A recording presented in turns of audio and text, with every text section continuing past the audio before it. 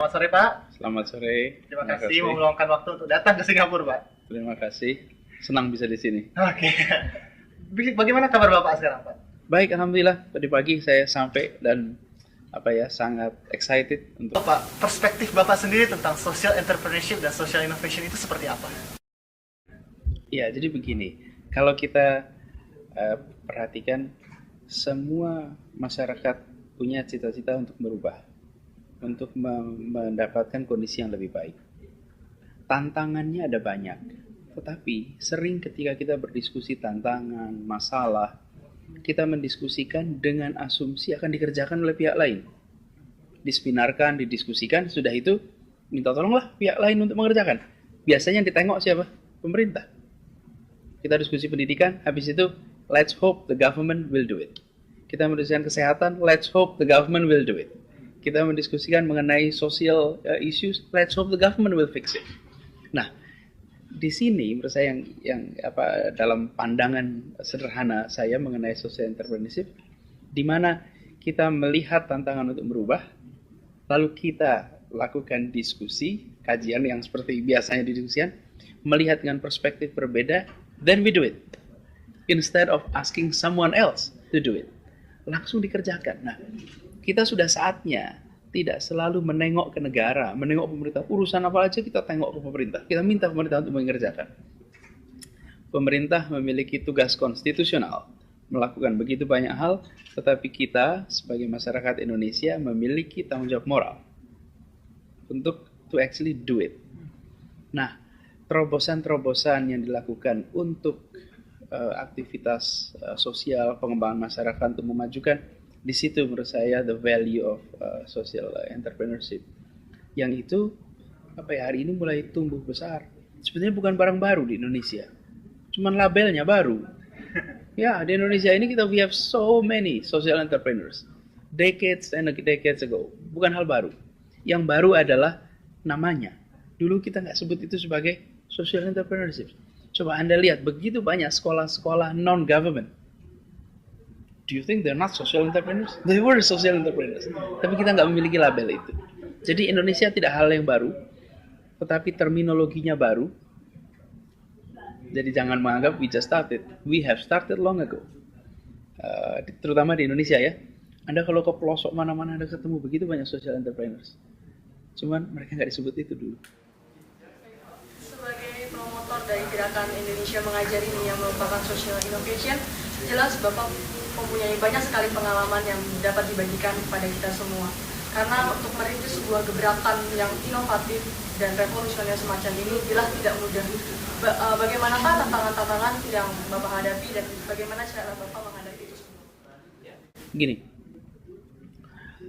apa yang kita lihat dalam persoalan pendidikan pengalaman kita ya, bila kita muncul dengan ide baru, sebenarnya nggak bisa dibilang ide baru juga, sesuatu yang baru, pendekatannya baru, mengirimkan guru ke pelosok, what's new, apa yang baru cuy, sudah puluhan tahun orang mengirim guru ke tempat ke pelosok gitu, tapi begitu kita mengundang anak terbaik untuk menjadi guru di pelosok selama 1 tahun, itu baru. Biasanya kalau jadi guru seumur hidup. Efeknya nggak banyak yang mau jadi guru. Jadi idenya harus baru. Baik. Lalu yang kedua adalah bagaimana gagasan itu dikomunikasikan dengan cara yang baik. Sehingga gagasan itu menjadi menggerakkan orang untuk terlibat. Karena ini adalah aktivitas sosial. Kita membutuhkan orang terlibat secara sukarela, mau mendorong, dan we need to merangsang banyak pihak untuk mau terlibat. Jadi komunikasi harus baik. Kalau komunikasi tidak baik, cara kita mempresentasikan gagasan, maka gagasan itu bisa hilang di jalan. Lalu yang ketiga, mulailah berbicara dengan berbagai pihak seawal mungkin. Jadi misalnya kalau saya memiliki ide, kira-kira akan terkait sama Mei misalnya nih. Maka baru ide, belum ada follow up, saya sudah mulai bicara sama Mei. Mei ini baru ide nih. Belum tahu sih bisa jalan apa enggak, tapi this is an idea. Terus saya ketemu Pras, saya jelaskan. Nanti dalam perjalanannya, I can come back to you. Mei, remember what we discussed last time? Yes, let's continue conversations. Jadi jangan ide itu dipegang, difikirkan sendiri. Jangan justru sering-seringlah berbagi ide-ide aktivitas sosial dengan semua potensi pihak. Karena pihak-pihak itulah yang kemudian hari akan mendukung. Involve as many as early as you can. Then you get large support. Sesudah itu jalan, kemudian start looking for resources. Lalu bicara, nah resources itu hanya bisa datang if the idea itself itu dipandang layak untuk dijalankan. Artinya harus ada planning yang baik, ada modelnya, lalu dari situ kemudian datanglah resources dan bergulir kegiatan. Tentunya kita mengharapkan bahwa kegiatan Indonesia Mengajar yang sangat berdampak luas bagi komunitas ini dapat berlangsung dalam jangka waktu yang cukup panjang dan juga berkesinambungan. Apa saja langkah-langkah yang telah Bapak tempuh atau program-program yang telah Bapak canangkan supaya kegiatan Indonesia Mengajar ini dapat berlangsung lama? Ya, nomor satu, kita akan datang ke sekolah-sekolah. Jadi kita memerlukan dukungan dari pemerintah dalam bentuk blessing, bukan dalam bentuk dana. Tolong direstui, tolong diizinkan, itu aja. Jangan dilarang, itu aja. Karena kita hadir mau membantu. Jadi yang harus dipastikan adalah dukungan dari pemerintah. Dan pemerintah, mereka melihat nih yang datang anak-anak yang bisa bekerja di tempat lain, mereka mau ke tempat-tempat yang sulit. Jadi dukungan pemerintah itu penting dalam konteks, karena kita ke pendidikan, ke sekolah yang milik pemerintah. Lalu yang kedua adalah dukungan resources. Itu harus difikirkan jangka panjang. Jadi ketika berbicara dengan pihak-pihak yang mendukung Indonesia Mengajar, jangan dibayangkan kegiatan ini hanya 1 tahun, 2 tahun. This is a long term. So think of it as a long term commitment. Dengan cara seperti itu, maka kita akan bisa memiliki jaminan. Lalu yang ketiga, organisasinya harus dikelola secara profesional. Ada organisasi yang good governance is being practiced. Dengan begitu, siapapun yang berminat untuk mendukung kegiatan ini melihat institusi ini as a credible institution, therefore they're willing to support. Jadi di dalam sendiri ini harus dikelola dengan good governance yang baik, prinsip-prinsip universal tentang organisasi yang baik harus diterapkan di situ. Lalu yang keempat adalah memastikan adanya enough supply dari anak-anak muda untuk mau menjadi guru. Kalau itu semua udah ada, nggak ada yang mau jadi guru, what's for it gitu. Gimana caranya dengan going to campuses, berbicara dengan dosen, berbicara dengan orang tua, sehingga belum lulus pun sudah mulai berpikir untuk nanti menjadi pengajar muda. Itu adalah hal-hal yang kita bisa lakukan to help ensuring that this program will sustain in a long term. Itu pengalaman yang sangat luar biasa dan juga ide sangat luar biasa sekali, Pak.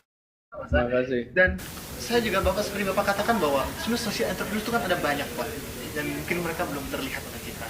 Maka adanya muncul acara ini berusaha untuk menarik mereka, untuk supaya mereka bisa dilihat oleh publik. Di mana IPS Solve ini yang terlibat tidak hanya kaum profesional tapi mahasiswa, dan juga supaya bertujuan untuk mengajak komunitas Indonesia di Singapura ini untuk lebih peduli, Pak, terhadap hal seperti ini. Dan pandangan Bapak sendiri terhadap acara ini seperti apa, Pak? Baik, jadi begini. Memang hari ini kita di Indonesia merasa perhatian dari ada disconnect antara those who are world class and doing world class work di berbagai belahan dunia. Ada di Singapura, ada di Jepang, ada di London, ada di New York. Mereka anak-anak bangsa juga yang berkarir baik di luar. Di dalam negeri ada banyak anak-anak yang bekerja dengan sangat baik juga. Aktivitas yang Anda buat sekarang ini help connect them. Perasaan sebangsa, setanah air itu tidak berarti tinggal di tempat yang sama. Anda asli dari mana, Mas Bas? Saya lahir di Jakarta. Lahir Jakarta. Saya besar di Jogja. Anda orang Jakarta, warga Jakarta, warga Indonesia, dan warga dunia. Saya warga Jogja, warga Indonesia, dan warga dunia. Same like you. Hari ini kita sudah menjadi dunia satu dunia. Nah, tapi satu dunia itu harus dijaga dengan membangun connections yang tidak putus. Bagi mereka yang dalam negeri, they will look at you differently. Mereka akan melihat Anda sebagai ini wakil kami di dunia global. Anda wakil kita di dunia global. We are proud of you.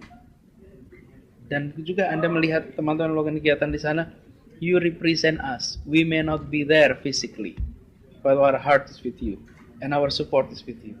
Ini adalah bentuk aktivitas yang bisa melakukan koneksi seperti itu.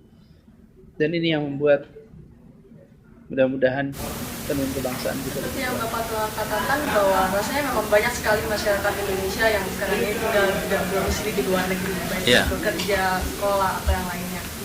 Nah sayangnya banyak dari mereka atau mungkin lebih tepatnya kami membatasi diri kami sendiri karena merasa bahwa kapasitas kami tidak cukup besar untuk memberikan pengaruh atau perubahan bagi kemajuan bangsa kita. Sebenarnya apakah yang dibutuhkan atau bagaimana caranya untuk menumbuhkan semangat social entrepreneurship di kalangan masyarakat Indonesia yang berada di luar negeri? Karena seperti tagline acara ini bahwa everyone can be a change maker. Ya, Anda bersentuhan dengan state of the art dalam banyak hal. Itu merupakan alat yang sangat baik untuk melihat problem-problem yang ada di Indonesia. Anda bisa muncul dengan pendekatan yang berbeda, cara berpikir yang berbeda. Orang biasa menyebut think outside the box gitu ya, kira-kira. Tapi you really have to be outside the box gitu. Karena optionnya adalah optimize within the box or think outside the box. Nah, dengan Anda berada di luar negeri, dengan pengalaman bekerja Anda bisa memprovokasi dengan pertanyaan-pertanyaan yang memungkinkan muncul ide baru. Lalu yang kedua, tentu dukungan resources juga bisa langsung dilakukan. Jika Anda merasa bisa melakukan aktivitas, seperti ada seorang pilot ya di sini, Pak Budi, yang punya kegiatan di Kupang ya, kalau tidak salah. Aktivitas profesionalnya jalan terus sebagai pilot, tapi beliau bangun sekolah di sana, langsung dikerjakan. Jadi, dan barangkali pendekatannya bisa berbeda. Dia bisa membuat sebuah sekolah, aktivitas dengan standar yang berbeda. Jadi, sebenarnya jarak fisik yang jauh, sebenarnya nggak jauh-jauh juga kalau Singapura, itu jarak fisik yang jauh, tapi ditambah dengan pengalaman Anda yang hampir dalam banyak hal almost state of the art. Ini bisa dipakai, diterapkan oleh teman-teman di Indonesia. Dan Anda bisa channeling resources dari sini ke dalam. Saya sering mengatakan bahwa teman-teman yang berada di luar ini, you have 4 advantages at least. 1, state of the art knowledge. You have that. Number 2, English proficiency. Anda menguasai alat komunikasi global. Yang ketiga, you have international network. Itu 3 itu saja. Kalau Anda lihat ada challenge di Indonesia yang you want to do something, you can do a lot, right? Dan yang keempat, you have financial resources.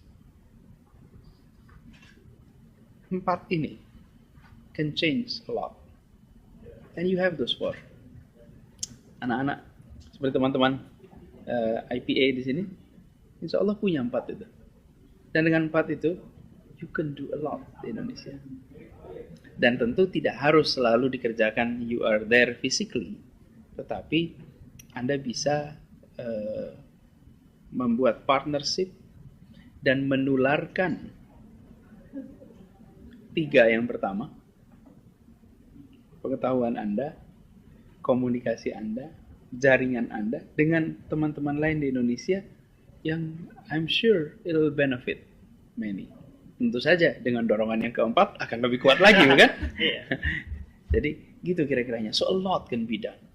Hari ini jauh lebih maju, jauh lebih berkembang daripada Indonesia kita dahulu. Kita sering membandingkan Indonesia hari ini dengan negara lain, tapi kita lupa membandingkan Indonesia hari ini dengan Indonesia masa lalu. Kalau kita perhatikan, ada perubahan yang luar biasa di Indonesia dalam beberapa dekade terakhir ini. Teman-teman yang hari ini berada di luar negeri, baik yang belajar maupun bekerja, dalam bayangan kami, Anda adalah representasi Indonesia di dunia global. Anda mewakili kita, dan kita menitipkan nama baik Indonesia di pundak teman-teman semua. Karena di pundak teman-temanlah orang akan melihat cermin dari Indonesia. Kita perlu mendorong positioning Indonesia yang lebih baik di dunia internasional. Di sisi lain, saya selalu mengatakan jangan cepat-cepat pulang bila belum cukup modal untuk dibawa pulang. Modalnya apa? Bukan modal finansial. Modal finansial tentu baik, tapi yang tidak kalah penting adalah modal jaringan, modal pengetahuan yang akan bisa membantu untuk mendorong kemajuan di Indonesia. Bagi Anda yang belajar, selesaikan belajar dengan baik. Sesudah belajar, bekerja, mendapatkan pengalaman, you will have a bigger value for this republic daripada selesai sekolah langsung begitu saja pulang. Pengalaman yang Anda dapat di sana akan bisa membantu connect Indonesia dengan dunia. Jadi saya melihat teman-teman yang sekarang ada di IPA maupun yang sedang kuliah, we have a big hope pada teman-teman semua. Dan saya rasa Indonesia yang lain, teman-teman di Indonesia lain juga merasakan hal yang sama. Hope ini harus dijaga. Caranya adalah bangun connections yang terus-menerus dengan saudara-saudara di tanah air. Caranya bagilah ide, bagilah gagasan. Sekarang dengan ada dunia virtual, you can do it lebih cepat, lebih langsung.